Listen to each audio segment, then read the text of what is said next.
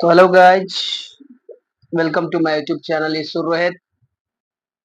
तो गाइज जैसे कि आप सभी को पता है कि कौन भी चुनाव हार चुके हैं, लेकिन उनके वजह से बीजेपी को बहुत ही तगड़ा झटका लगा है। शाहाबाद में बीजेपी का खाता तक नहीं खुला है और इसको लेके आज मैंने मनोज तिवारी का बयान सुना, जिसमें मनोज तिवारी जी कह रहे हैं कि पवन सिंह मात्र भुटकटवा बन के रह गए। अरे भाई, भुटकटवा बन के अगर रहते हैं तो 2,74,000 वोट लाना, वो भी निर्दलीय से, कोई मामूली बात नहीं है। मनोज तिवारी जी अगर निर्दलीय खड़ा होंगे तो हमको तो नहीं लगता कि 1 लाख भी वोट ला देंगे वो। तो मनोज तिवारी से अपील है कि आप, ठीक है, आपने जो बोला कितना सही है कितना गलत है, वो तो मेरे जो भी यूट्यूब फैमिली भाई लोग हैं वो कमेंट में जरूर बताइएगा आप लोग। लेकिन बात यहाँ पे जो है, मनोज तिवारी को तो पहले ये बात बोलना नहीं चाहिए था, क्योंकि मनोज तिवारी जी हो गए, रवि किशन जी हो गए, इन सबके लिए बताइए पवन सिंह जी ने कितना प्रचार प्रसार किया है, कितना मेहनत किया है, फिर भी ये लोग इस टाइप का शब्द यूज कर रहे हैं। ये तो मुझे सबसे ज्यादा बुरा लगा।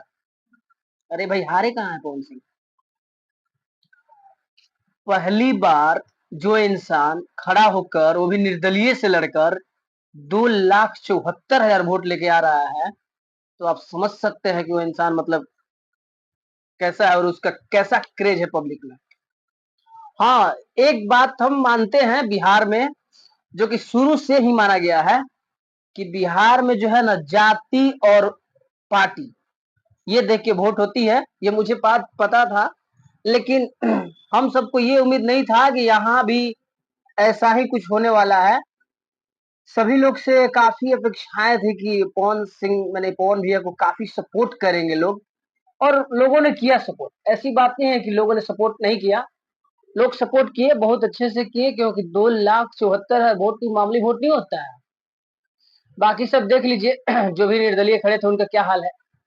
पप्पू यादव को छोड़कर, पप्पू यादव तो शुरू से मतलब पूर्णिमा में अपना दबदबा बना के रखे हुए हैं। लेकिन जैसे कि हम लोग भी काराकाट में भ्रमण किए थे, जैसा वहां रिजल्ट देखने को मिल रहा था, लास्ट में जाते जाते वहां का समीकरण गड़बड़ाया, क्योंकि वहां आ गया जाति। और बिहार का विकास का रुकना और बिहार में विकास न होना, उसका मेन मकसद है जातिवाद। जब तक ये जाति पाति रहेगा, तब तक विकास नहीं हो सकता है बिहार का। जाति और धर्म के आधार पर आप लोग कब तक वोट करते रहिएगा? जाति के आधार पर, पार्टी के आधार पर आप लोग जैसे वोट किए हैं काराकाट में, जैसे कि जिस समुदाय का वोट पवन सिंह को नहीं मिला है, जहां उम्मीद था, जो लोग वोट नहीं किए हैं, हम लोग भी देखेंगे 5 साल में राजा राम मोहन जी कितना विकास करते हैं। वो तो 5 साल में ही पता चल जाएगा। और काराकाट के लोगों ने, काराकाट वासियों ने एक हीरा को खो दिया। पवन सिंह वो हीरा थे जो वहां के गरीबों के मसीहा बनकर उभरते, गरीबों के काम आते। अभी मैं आपको बता दूं कि जैसे उन्होंने बोला था कि जो वेतन आता है, जैसे कि वेतन के रूप में लगभग 1.5 लाख रुपया आता है एमपी का, और ऊपर से एक्स्ट्रा खर्चा के लिए भी मतलब एक्स्ट्रा पैसा मिलता है एमपी के लिए, जैसे कि रेलवे के लिए मिलता है, हवाई अड्डा के लिए मिलता है, इलेक्ट्रिसिटी के लिए मिलता है, मेडिकल के लिए मिलता है, सारी सुविधाएं मिलती है। तो वहां पे जो 1.5 लाख मिल रहा था, 1.5 लाख कम पैसे तो होते नहीं है। 1.5 लाख में कितने, एक मंथ का हो गया, साल में कितने बहू, सॉरी, साल में कितने बेटियों का शादी होता।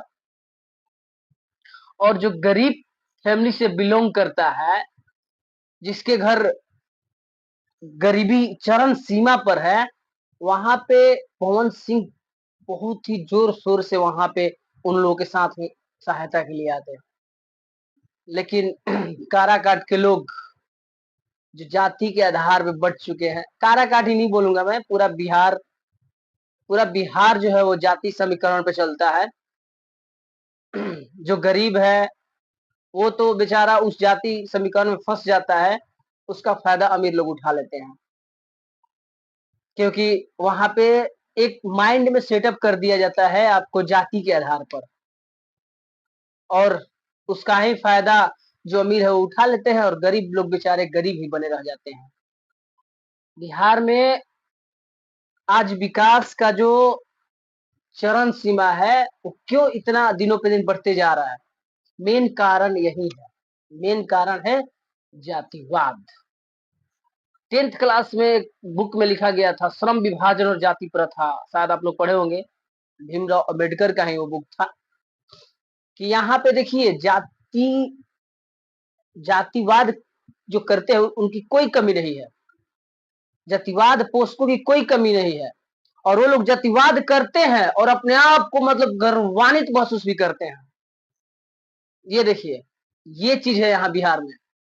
बिहार का विकास से किसी को कोई मतलब नहीं है। जो जो भी प्रत्याशी विकास के लिए आएगा उसको जातीय समीकरण में बांट दिया जाए। भाई आगे से अगर इन फ्यूचर ऐसा अगर होता है तो कोई भी प्रत्याशी हो, कोई भी नेता हो, वो विकास के लिए क्यों सोचेगा?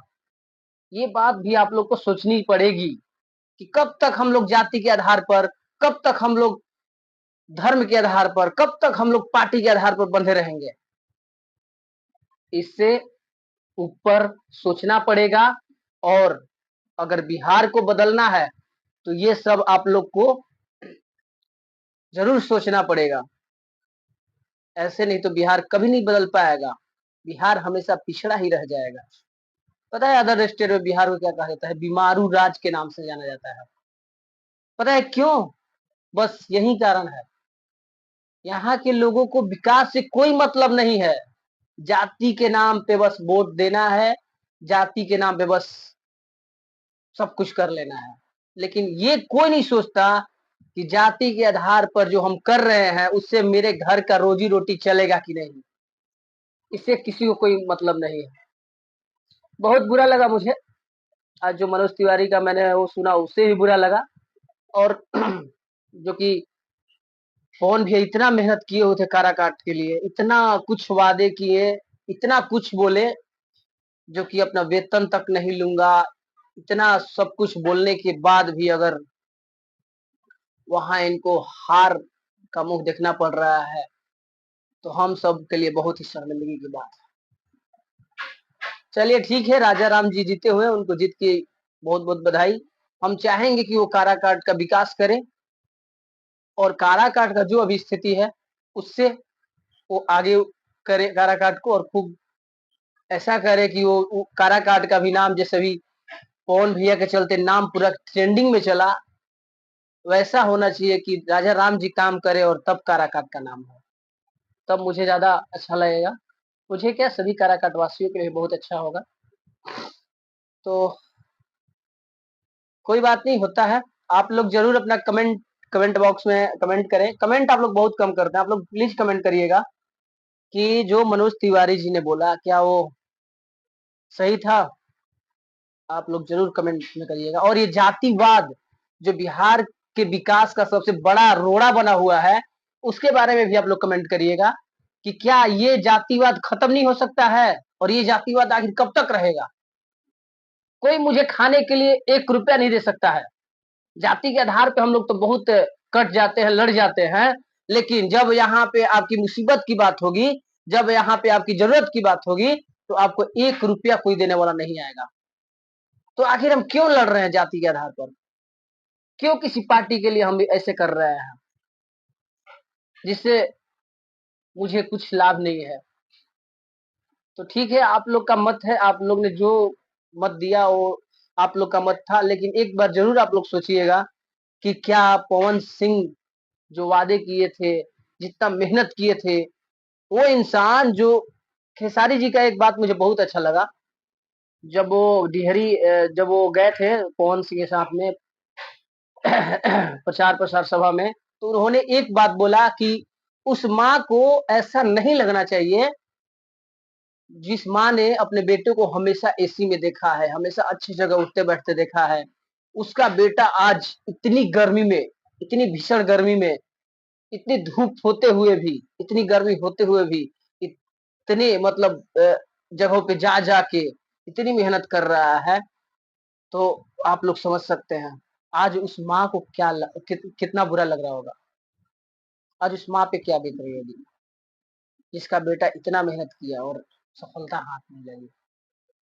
पवन सिंह ने तो दिल जीत लिया, लेकिन शायद काराकाट वासियों की ये बदनसीबी कहा जाएगा कि उन्होंने एक हीरा खो दिया। क्या बोलूं अब मैं, मुझे बहुत काफी बुरा लगा, क्योंकि मैंने भी वहां पे जाके, छोड़िए कोई नहीं, ठीक है। चलिए, राजा राम जी को जीत की बहुत बहुत बधाई। आप काराकाट वासियों के लिए जरूर कुछ ना कुछ करें, और विकास अब करें काराकाट का। जैसे काराकाट का नाम अभी फेमस हुआ है, वैसे अब विकास करके उसका नाम और आगे बढ़ाएं। बहुत बहुत धन्यवाद। Thank you for watching.